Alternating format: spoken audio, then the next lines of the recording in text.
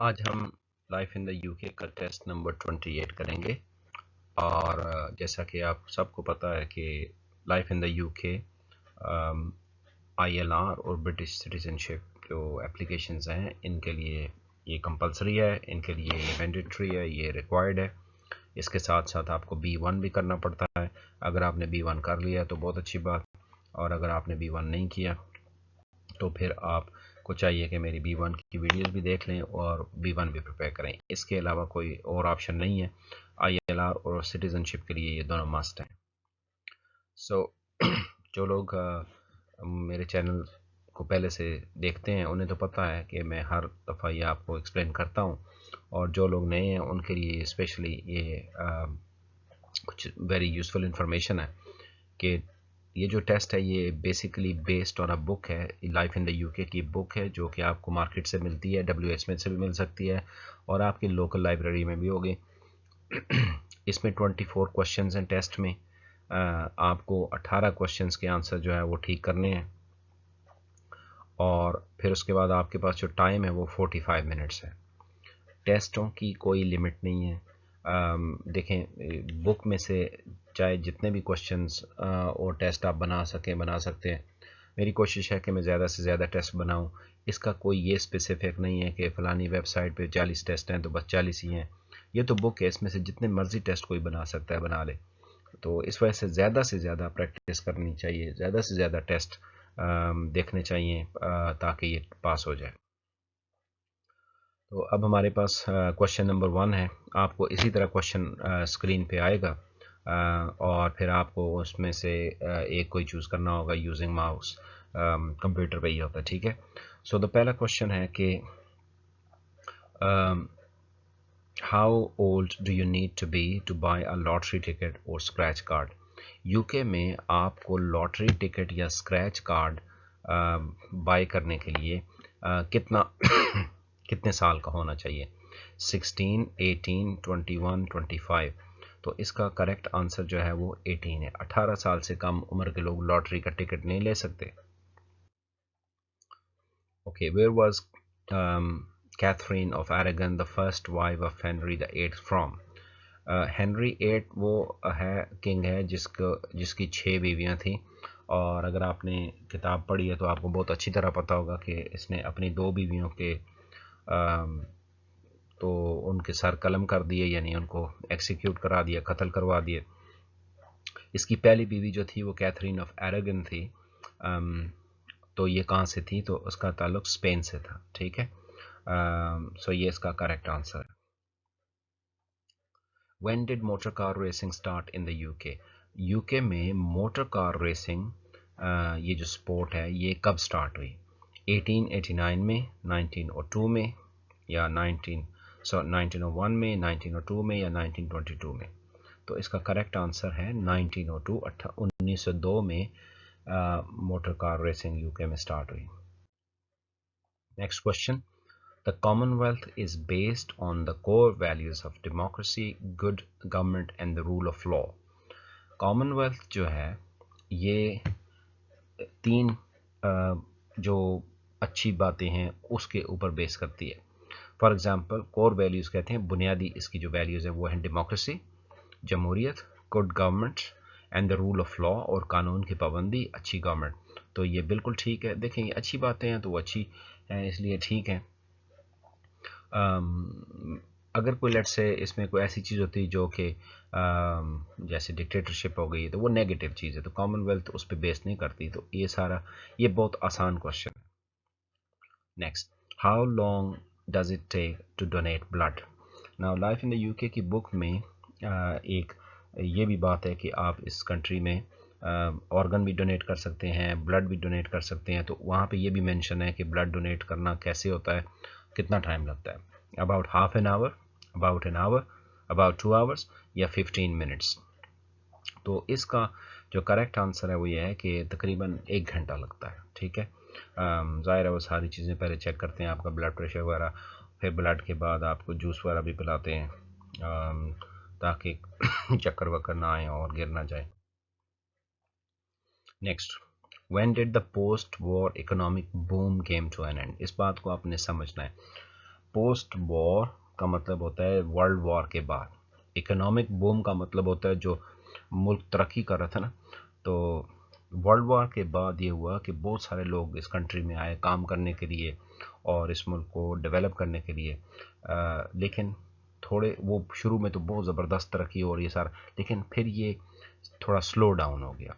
वो जो बूम था जिसको कहते हैं ना, वो एक जो पैशन था वो सारा, वो बूम इंक्रीज हो रहा था सारा कुछ, वो स्लो डाउन हो गया, कम टू एंड हो गया। वो एंड क्यों हुआ कि ज़ाहिर है जो रोड्स बनाने थे बन गए, फैक्ट्रियाँ लगानी थी बन गई, स्कूल कॉलेज बना, अब उसके बाद और क्या करना था। सो 1970s में, sorry early 1970s, late 1970s, early 1960s और लेट 60s, ये 70s बात है, तो इसका करेक्ट आंसर है इन द लेट 1970s, ये इसका करेक्ट आंसर है। Next question. During his government, Margaret Thatcher made structural changes to the economy through the privatization of nationalized industries and imposed legal controls on trade union powers. तो Margaret thatched जो कि British prime minister थी, उसने अपने दौरे हुकूमत में जो इंडस्ट्री है उसको प्राइवेटाइज किया और ट्रेड यूनियंस के ऊपर भी कंट्रोल किया, यानी उसके ऊपर कानून बनाए, उनको उसको आप यूँ कह लो कि दबा के रखा। तो ये बात सच है कि नहीं सच, तो this is true, that's the correct answer. Next, who sat at the House of Commons during the Middle Ages. जिस तरह आज ब्रिटिश पार्लियामेंट है उसमें हाउस ऑफ कॉमन्स हैं और हाउस ऑफ लॉर्ड्स हैं। हाउस ऑफ कॉमन्स में वो लोग होते हैं जिनको आप और मैं वोट देते हैं और फिर वो एमपी बनते हैं और चले जाते हैं, जबकि हाउस ऑफ लॉर्ड्स में वो लोग हैं जो अपने फील्ड में बहुत एक्सपर्ट होते हैं, माहिर होते हैं, और फिर उनको प्राइम मिनिस्टर सजेस्ट करता है और किंग अपॉइंट करता है। लेकिन मिडिल एजेस में हाउस ऑफ कॉमन्स में कौन बैठता था, तो ये देखते हैं ज़रा। Knights and wealthy people from town और सिटीज़, उसमें नाइट्स बैठते थे, अमीर लोग टाउन और सिटीज़ में से। फार्मर्स एंड ब्लैक स्मिथ्स, किसान और ब्लैक स्मिथ्स कहते हैं जो लोहे का काम करते हैं, ठीक है, लोहार जिनको हम कह सकते हैं। Great land owners and bishops, बहुत बड़े बड़े जागीरदार, बिशप्स कहते हैं पादरियों को। Everyone could sit at the House of Commons, या हर कोई बैठ सकता, तो ऐसा नहीं है। बेसिकली उस ज़माने में knights and wealthy people from towns and cities, ये उस हाउस ऑफ कॉमन्स में ये लोग होते थे। Next question, Which of the following words come from Anglo-Saxon language? Anglo-Saxon language एक ज़बान का नाम है, दो ज़बानों का मिक्स होके। Apple and summer, music and dance, Grimsby and Scunthorpe, and Canute and boat। आपने पिछला टेस्ट अगर देखा होगा, पीछे एक कोई किसी टेस्ट में हमने बताया था कि ग्रिम्सबी और स्कंथोप ये वाइकिंग लैंग्वेज के वर्ड्स हैं। तो अगर आप इस तरह प्रैक्टिस करेंगे ना, तो आपको इससे देखें समझ आती जाएगी, क्वेश्चन याद भी रहेंगे कि अगर ये वाइकिंग का है तो फिर ये एंग्लो सैक्सन का तो नहीं है, तो इसका मतलब हमारे पास सिर्फ 3 ऑप्शन है, तो 3 में से चूज़ करना आसान है। तो यहाँ पे हमारा जो आंसर है वो एप्पल एंड समर है। इसको आपने कैसे याद रखना है, देखें, एंग्लो बिगिंस विद एप्पल और apple begins, sorry Anglo begins with A और एप्पल भी ए के साथ होता है।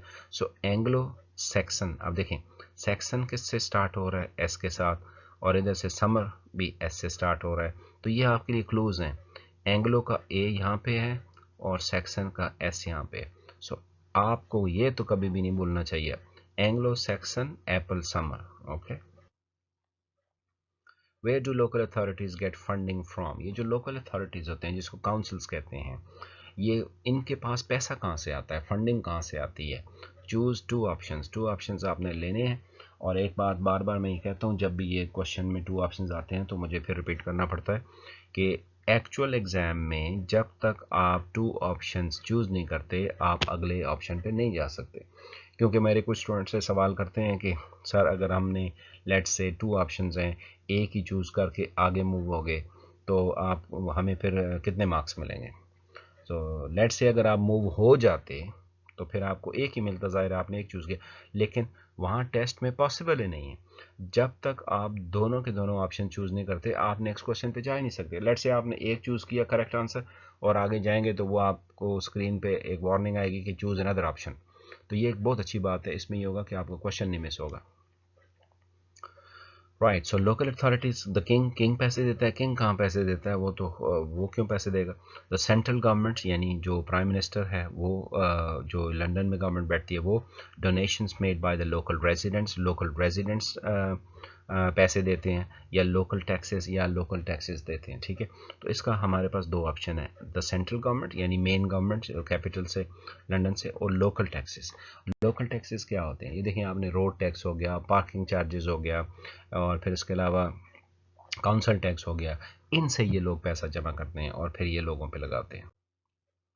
Next, if you are self employed, अगर आप सेल्फ एम्प्लॉयड हैं, अगर आपका खुद का बिजनेस है, अगर आपका कोई शॉप है लेट्स से, या आप टैक्सी ड्राइवर हैं, तो आपने क्या करना है? यू नीड टू पे your own tax. Tax is automatically taken from earnings. आपकी आपको खुद का टैक्स पे करना है, या टैक्स आपकी अर्निंग से खुद ब खुद ही हो जाता है cut? You don't need to pay tax, आपको कोई टैक्स नहीं करना। ये नंबर 3 जो है वो बड़ा अच्छा लगता है, पर ये है नहीं आंसर।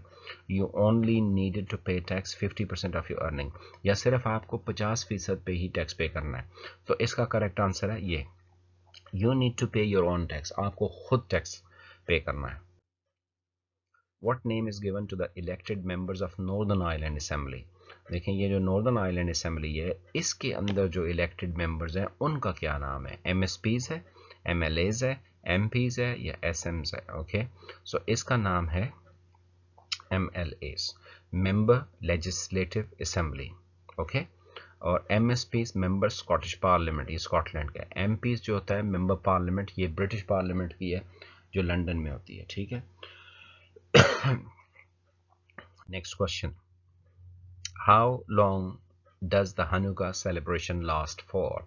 हनुका जो है वो जूइश सेलिब्रेशन है, जो लोग ज्यूज़ हैं वो अपना एक सेलिब्रेशन मनाते हैं। तो क्वेश्चन ये है कि उनका ये जो सेलिब्रेशन है ये कितने, जैसे क्रिसमस है, जैसे ईद है, जैसे दिवाली है, तो इसी तरह हनुका भी है।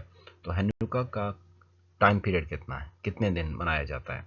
8 डेज, 40 डेज, 5 डेज, और फोर्थ नाइट मीन्स 2 वीक। तो इसका करेक्ट आंसर है 8 डेज।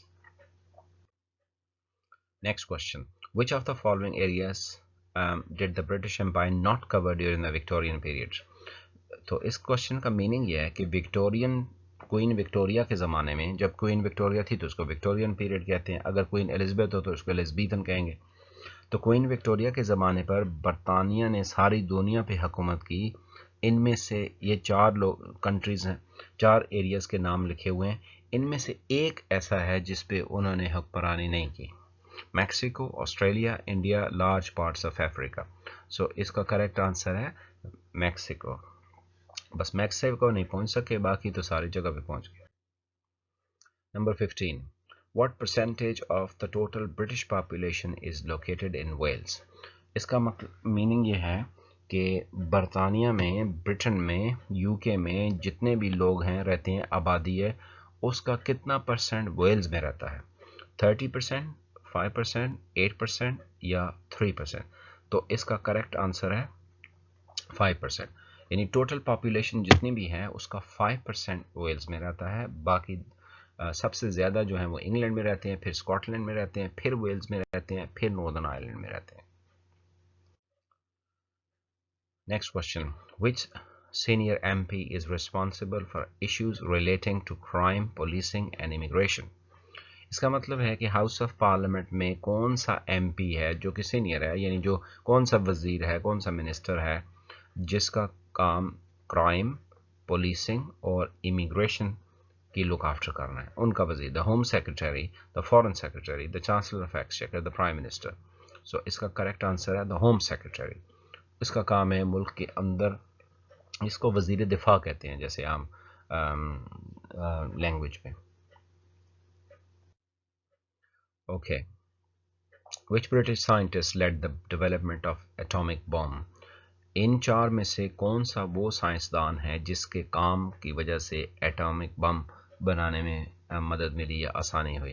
तो इसका आंसर है अर्नेस्ट रदरफोर्ड। ये वो साइंटिस्ट है जिसने एटम को तोड़कर और उसमें से एनर्जी निकालने का फार्मूला दिया, और फिर इसी की बेस पर एटम बम बना दिया गया।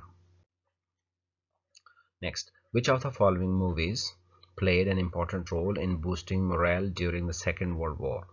سیکنڈ ورلڈ وار میں جب برطانیہ اور الائز کو شکست ہو رہی تھی، ہار رہے تھے، تو لوگوں کا حوصلہ، مورائل مینس حوصلہ، لوگوں کا حوصلہ پست ہو رہا تھا، گر رہا تھا، تو ان کو بوسٹ دینے کے لیے، جس طرح اگر آپ پاکستان سے ہیں تو آپ کو پتہ ہے کہ جو جنگ کے دوران نور جہاں کے وہ ملی نغمے اور اس طرح کی چیزیں لگا کے لوگوں کو بس وہ ایک ان کا حوصلہ بلند کرنے کے لیے، اس طرح ہر نیشن کرتی ہے کہ ان کے کچھ سانگز ہوتے ہیں تاکہ ان کو ان کا حوصلہ بڑھایا جائے.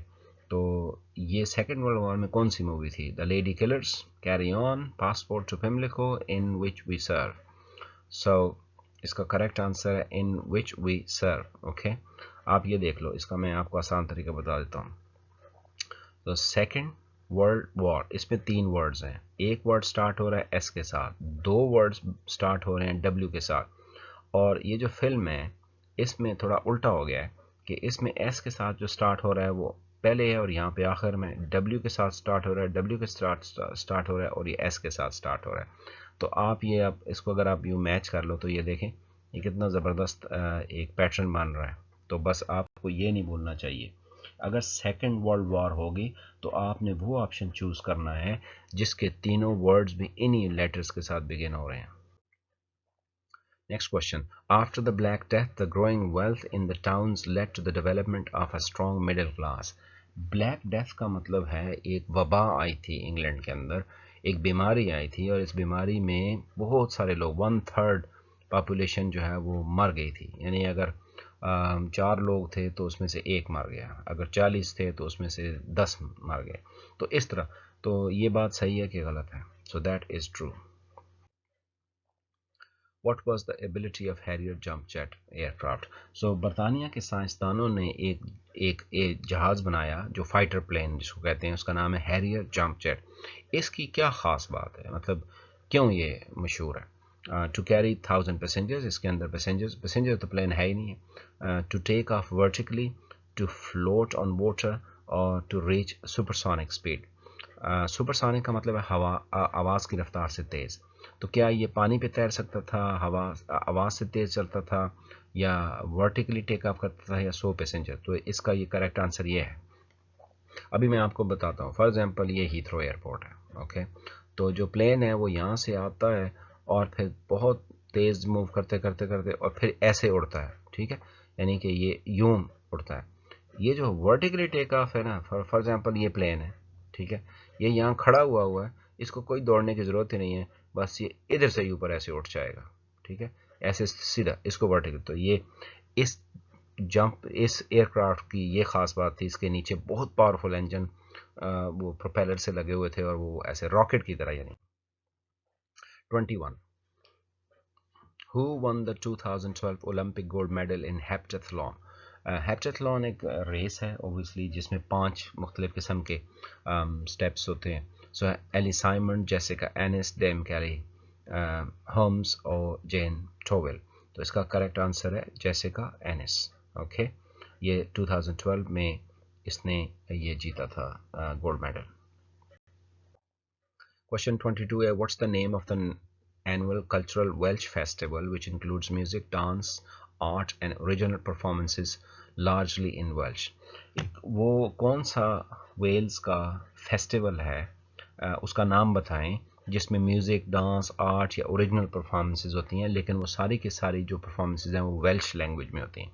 تو اس کا نام کیا ہے؟ The art festivals of Wales, the national eisteddfod of Wales, the music festival of Wales, the national performance. تو اس کا کریکٹ آنسر یہ رہا، the national eisteddfod of Wales, یہ کریکٹ آنسر ہے.